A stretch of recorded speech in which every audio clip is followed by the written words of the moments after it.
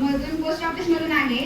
तर आमच्या post office मध्ये वेगवेगळ्या प्रकारच्या बचत योजना राबवल्या जातात। त्याच्यामध्ये सुकन्या समृद्धी योजना ही योजना मुलींसाठी आहे, म्हणजे मुलींच्या शिक्षणासाठी व विवाहासाठी ही खास योजना आहे।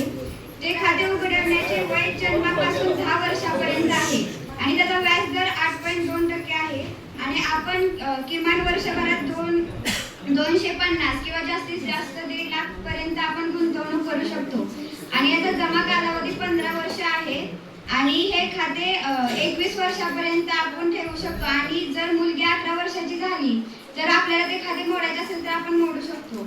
नंतर वरिष्ठ नागरिक बचत योजना आहे, त्याचा व्याज दर 1.2% आहे।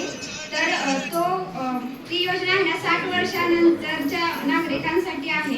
त्याचा कालावधी 5 वर्ष आहे आणि जर आपल्याला 5 वर्षानंतर अधिक 3 वर्ष आपण त्याचा कालावधी वाढवू शकतो आणि त्याची गुंतवणूक आपण सुरुवातीपासून 1000 किंवा 30 लाखापर्यंत करू शकतो।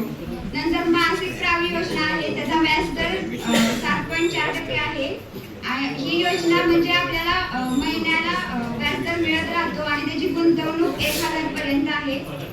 जर एकाला म्हणजे वैयक्तिक खाते काढायचे असेल तर ते 9 लाखापर्यंत काढू शकतो आणि जर संयुक्त खाते काढायचे असेल तर 15 लाखापर्यंत काढू शकतो।